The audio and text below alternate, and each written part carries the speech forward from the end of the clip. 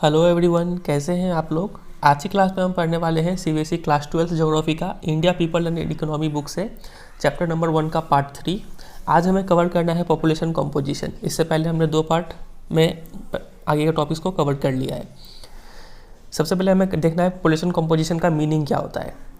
तो पढ़ते हैं क्या लिखा हुआ है। Population composition is a distinct field of study within population geography with a vast coverage of analysis of age and sex, place of residence, ethnic characteristics, tribes, language, religion, marital status, literacy and education, occupational characteristics etc. तो सबसे पहला बात तो आपको जो पता होना चाहिए वो ये है कि पॉपुलेशन कंपोजिशन क्या है। Is a field of study, एक ऐसा फील्ड ऑफ स्टडी है जिसमें हम लोग ये सब चीज़ स्टडी करते हैं। क्या स्टडी करते हैं? उस पॉपुलेशन का पता करेंगे कि उस पॉपुलेशन का एज कितना है, किस किस एज के ग्रुप कितने कितने लोग वहाँ पे है। सेक्स मतलब मेल फीमेल कितने कितने हैं वो देखेंगे हम लोग। ट्रांसजेंडर भी देखेंगे। प्लेस ऑफ रेसिडेंस, ठीक है, लोग अर्बन एरिया में रह रहे हैं, कितने % ऑफ लोग अर्बन एरिया में रह रहे हैं, कितने लोग रूरल एरिया में रह रहे हैं, वो हम लोग देखेंगे। इन सब चीज़ के बारे में स्टडी करेंगे। एथनिक कैरेक्टरिस्टिक्स, ट्राइब्स, जाति के बारे में पढ़ेंगे कि किस किस जाति के लोग कहाँ कहाँ कितने कितने रह रहे हैं। लैंग्वेज के बारे में पढ़ेंगे कि उस पॉपुलेशन में कितने % ऑफ लोग कौन सा लैंग्वेज बोलते हैं और कितने % लोग बाकी कौन सा लैंग्वेज बोलते हैं। ये चीज़ स्टडी करते हैं। और रिलीजन के बेसिस पे पॉपुलेशन को स्टडी करते हैं कि कितना % ऑफ पॉपुलेशन कौन से रिलीजन को फॉलो करते हैं। उसके बाद मैरिटल स्टेटस, कितने लोग मैरिड है, कितने लोग unmarried. Literacy level and education, कितने लोग लिटरेट है, कितने लोग इलिटरेट है। ऑक्यूपेशनल कैरेक्टरिस्टिक्स, लोग कितने % ऑफ लोग प्राइमरी सेकेंडरी टर्सरी में कितने % ऑफ लोग एम्प्लॉयड है। तो ये चीज़ अगर पॉपुलेशन का हम लोग इतना सारा चीज़ पढ़ लेते हैं ना, तो वो स्टडी कहलाता है पॉपुलेशन कंपोजिशन। समझे कि नहीं समझे? तो ये डेफिनेशन आपको पहला पार्ट पता होना चाहिए। एग्जाम में आपसे पूछ लेंगे कि डिफाइन पॉपुलेशन कंपोजिशन। तो चूंकि ये बुक ही है इंडियन इकोनॉमी का, तो हम लोग अब पढ़ेंगे population composition with respect to India. तो इंडिया के बारे में हम लोग पढ़ेंगे 4 चीज़। पहला चीज़ रूरल अर्बन कैरेक्टरिस्टिक्स देखेंगे इंडियन पॉपुलेशन का, कि कितने लोग रूरल एरिया में, कितने लोग अर्बन एरिया में रहते हैं, वो देखेंगे। लैंग्वेज के बेसिस पर इंडियन पॉपुलेशन को स्टडी करेंगे। Religion and pattern of occupation के बेसिस में इंडियन पॉपुलेशन को स्टडी करेंगे। ठीक है, उम्मीद करते हैं आपको आज का क्लास समझ में आ गया कि आज हम लोग क्या क्या पढ़ने वाले हैं। चलिए, तो सबसे पहले स्टार्ट करते हैं रूरल अर्बन कंपोजिशन। तो सबसे पहला बात ये है कि इंडिया में 68.8% ऑफ इस total population lives in villages, मतलब rural area, as per 2011 census data. ठीक है, तो ये परसेंटेज आपको याद होना चाहिए कि इतना % ऑफ पॉपुलेशन विलेजेस में रहते हैं, मतलब रूरल एरिया में रहते हैं। अगर विलेजेस का थोड़ा और बात करें तो the distribution of rural population is not uniform throughout the country. हर जगह में बराबर रूरल कंपोजिशन मतलब डिस्ट्रीब्यूशन, रूरल पॉपुलेशन का डिस्ट्रीब्यूशन सेम नहीं है। For example, Bihar and Sikkim have very high % of rural population and Goa and Maharashtra have only limited over half of the total population residing in villages. Bihar and Sikkim में बहुत ही ज़्यादा लोग villages में रहते हैं, लेकिन गोवा और महाराष्ट्र सिर्फ आधे से थोड़े ज़्यादा लोग विलेजेस में रहते हैं। ठीक है, ये पहला बात आपको पता होना चाहिए। दूसरा बात, जहाँ तक यूनियन टेरिटरीज़ का बात है, तो यूनियन टेरिटरीज़ में काफ़ी कम लोग रूरल पॉपुलेशन है, एक्सेप्ट दादरा एंड नागर हवेली। तो ये जितना भी एक्सेप्शन है ना, ये आपके एग्जाम के लिए बहुत इंपॉर्टेंट हो जाता है। तो आपसे एग्जाम में क्वेश्चन पूछ लेंगे कि ऐसा यूनियन टेरिटरी का नाम बताओ जिसमें high proportion of rural population है, तो आपको लिखना होगा दादरा एंड नागर हवेली। नहीं तो बाकी सब यूनियन टेरिटरी में small proportion of rural population है। ठीक है, मतलब कम लोग रूरल एरिया में रहते हैं। अब अगर हम बात करें साइजेस के ऊपर, तो कुछ स्टेट्स आते हैं जैसे कि हिल states of north eastern India, western Rajasthan and run of Kutch. यहाँ पे ये सब स्टेट्स में जो विलेज का साइज़ है वो सिर्फ 200 से भी कम है, मतलब एक विलेज में 200% से भी कम लोग रहते हैं। और वहीं कुछ स्टेट्स जैसे हो गए Kerala and in parts of Maharashtra, यहाँ पे मोर देन 17,000 पर्सन्स एक विलेज में रहते हैं। ठीक है, तो साइज़ के बेसिस में भी काफ़ी वेरिएशन देखने को मिलता है इंडिया में। तो ऐसा कुछ स्टेट्स जहाँ पे साइज़ बहुत कम है और ऐसा कुछ स्टेट जहाँ पे साइज़ बहुत ज़्यादा है, वो आपको नाम के साथ पता होना चाहिए। और एक बात कि ये जो पैटर्न ऑफ डिस्ट्रीब्यूशन है रूरल पॉपुलेशन का, ये 2 चीज़ पर डिपेंड करता है। कितने लोग रूरल एरिया में रहते हैं, ये 2 चीज़ पर डिपेंड करेगा। पहला चीज़ है रिलेटिव डिग्री ऑफ अर्बनाइजेशन कितना हुआ है। अगर अर्बनाइजेशन ज़्यादा हुआ है तो रूरल पॉपुलेशन कम हो जाएगा वहाँ पर। ठीक है, और वाइस वर्सा। और दूसरा फैक्टर है extent of rural urban migration regulate the concentration of rural population. कितना माइग्रेशन हुआ है, कितने लोग रूरल एरिया से अर्बन एरिया में जा रहे हैं, उस पर भी डिपेंड करेगा कि डिस्ट्रीब्यूशन ऑफ रूरल पॉपुलेशन कितना है, कैसा है। अगर माइग्रेशन ज़्यादा हुआ है तो वहाँ पर रूरल पॉपुलेशन कम जाएगा। ठीक है, क्योंकि अक्सर लोग रूरल से अर्बन में ही माइग्रेट करते हैं इन सर्च ऑफ जॉब। चलिए आगे बढ़ते हैं। अब हम लोग बात करेंगे अर्बन के बारे में, अर्बन पॉपुलेशन के बारे में। तो अभी हमने देखा था डेटा में कि 68.8% लोग क्या है विलेजेस में रिसाइड करते हैं, मतलब रूरल पॉपुलेशन है। तो अर्बन कितना हो गया, 100 से माइनस कर दीजिए तो आएगा वो अप्रॉक्स 31.16%। ठीक है, 31.2 आएगा अप्रॉक्स, तो 31.16 लिखा हुआ है। तो इतना परसेंट लोग अर्बन पॉपुलेशन है। और इंडिया में ये जो ग्रोथ है इनका अर्बन पॉपुलेशन का वो काफ़ी ज़्यादा है। क्यों? क्योंकि इनहांस इकोनॉमिक डेवलपमेंट हमें देखने को मिल रहा है, इंप्रूवमेंट इन हेल्थ, एजुकेशन, ये सब चीज़ में इंप्रूवमेंट का वजह से इनका ग्रोथ बहुत अच्छा हो रहा है। ठीक है, ये पहला बात आपको पता होना चाहिए। दूसरा, हाल फिलहाल में सभी स्टेट्स और यूनियन टेरिटरी में हमें कंसिडरेबल इंक्रीज देखने को मिला है अर्बन पॉपुलेशन में। अब अर्बन पॉपुलेशन का जो नंबर्स है वो इंक्रीज होते जा रहा है हर दिन पर दिन।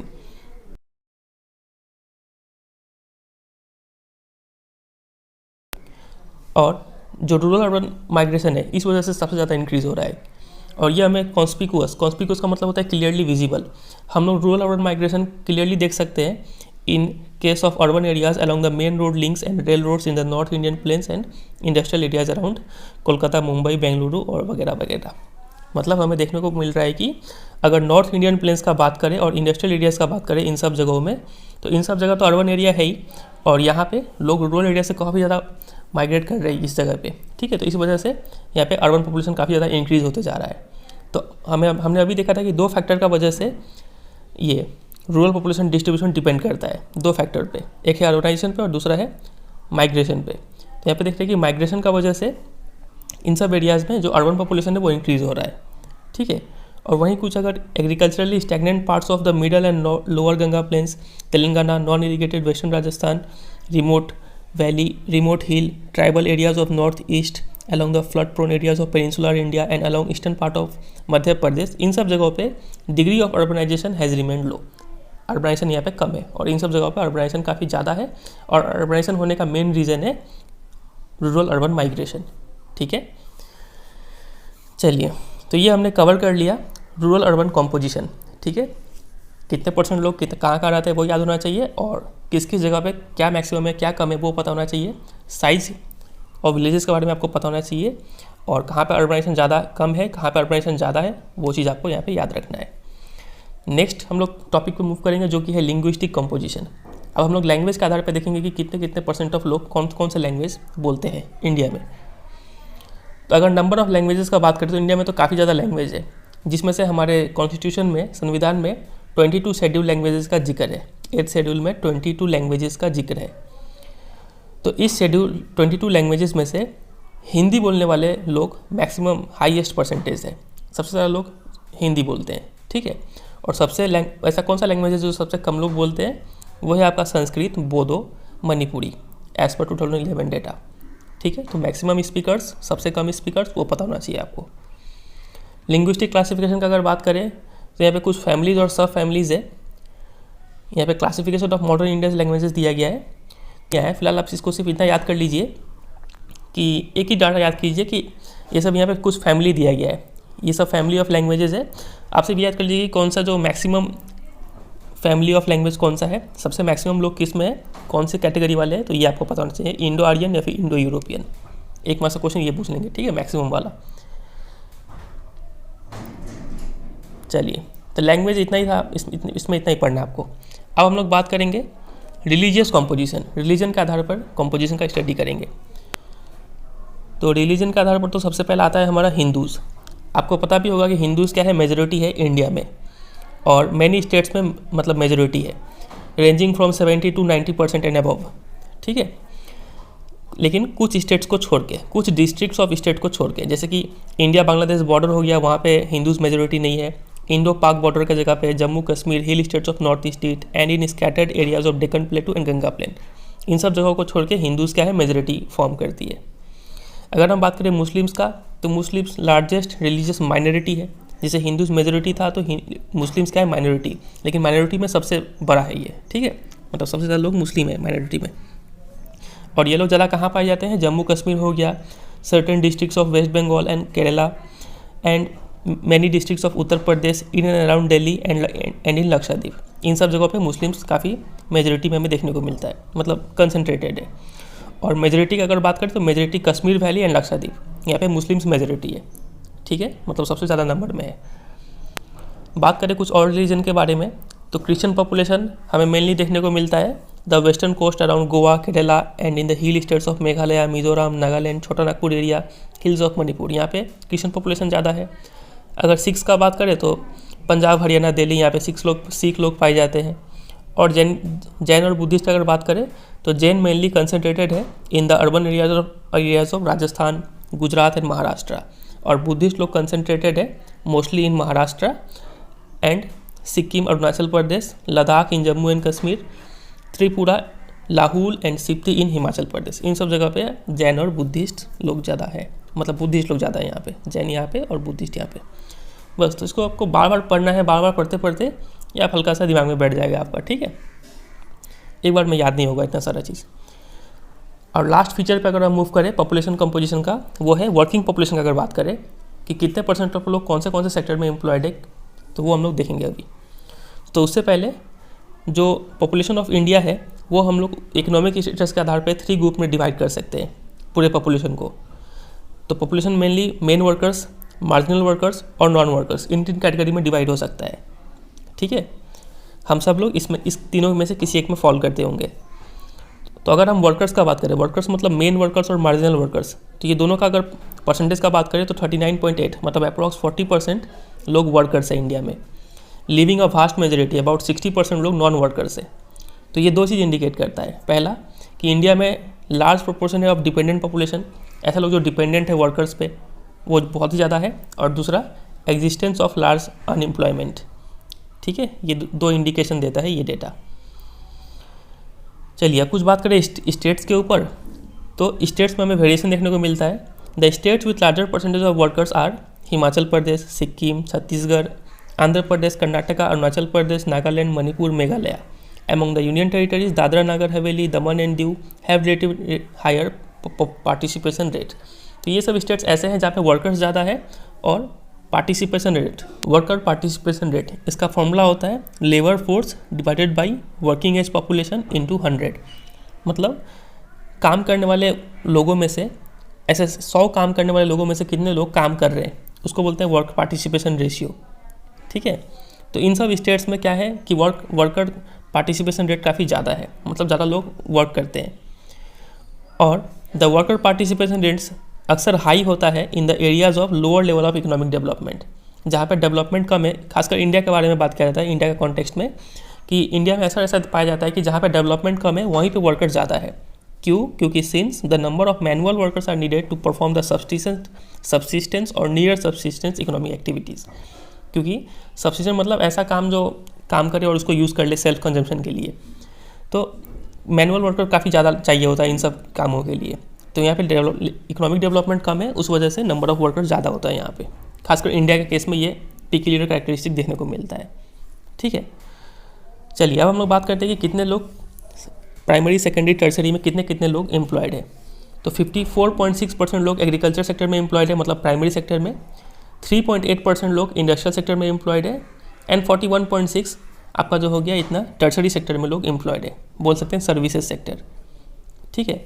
और as far as occupation male female का अगर बात करें तो मेल वर्कर्स आउट नंबर करते हैं फीमेल वर्कर्स को, मतलब मेल वर्कर्स ज़्यादा है। बस तो इतना में आपको इतना ही चीज़ पता होना चाहिए। यहाँ पे जेंडर के मामले में इंडिया बेटर है देन नेबर्स, बस इतना पता होना चाहिए। और बेटी बचाओ बेटी पढ़ाओ आंदोलन चला है, इसमें से कुछ क्वेश्चन तो आएगा नहीं।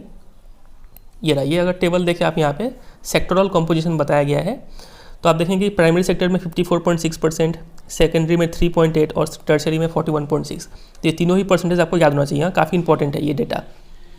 और साथ साथ मेल फीमेल का अगर बात करें तो हमें मेल ज़्यादा है कंपेयर टू फीमेल। तो ये नंबर्स नहीं याद करना है, सिर्फ आपको ये परसेंटेज वाला नंबर याद करना है, ठीक है। हो सकता है आपको एग्जाम में ये पूरा टेबल दे दे और बोल देंगे कि comment on the sectoral composition of workforce in India, comment करने के लिए बोल देंगे, ठीक है। चलिए कुछ फीचर्स देखते हैं यहाँ पे। The number of female workers relatively high in primary sector. Primary sector में फीमेल वर्कर्स ज़्यादा है compare to secondary and tertiary में, ठीक है, ये पहला फीचर। दूसरा, proportion of worker in agriculture sector in India has shown a decline over the last few decades. 2001 से लेकर 2011 में अगर हम बात करें तो इस दौरान लोग एग्रीकल्चर सेक्टर से निकल के, प्राइमरी सेक्टर से निकल के कहाँ आ गए हैं, सेकेंडरी और टर्सरी सेक्टर में आ चुके हैं, ठीक है। इसका मतलब हमें शिफ्ट देखने को मिल रहा है।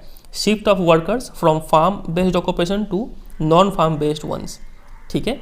और इस शिफ्ट को हम लोग बोलते हैं sectoral shift in the economy of the country. समझ में आया?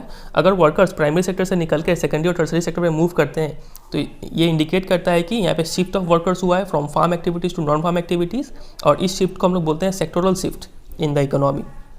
समझे कि नहीं समझे यहाँ तक? चलिए, और छोटा मोटा यहाँ पे कुछ स्टेट्स का नाम दिया गया है। फॉर एग्जांपल स्पेशल वेरिएशन बोला गया कि डिफरेंट है डिफरेंट सेक्टर्स में।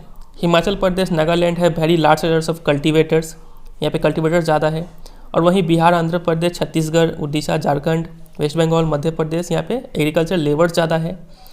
और Delhi, Chandigarh, Puducherry have very large population of workers being engage in other services. इन सब एरियाज़ में जो अर्बनाइज्ड है यहाँ पे सर्विसेज में लोग ज़्यादा एम्प्लॉयड है, इंडस्ट्रीज में भी हो सकता है।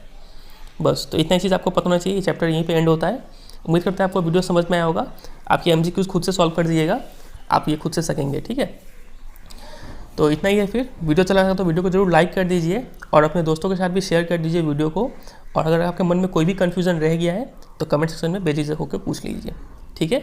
चलिए फिर मिलते हैं बहुत जल्द अगले चैप्टर के साथ। तब तक के लिए goodbye and take care.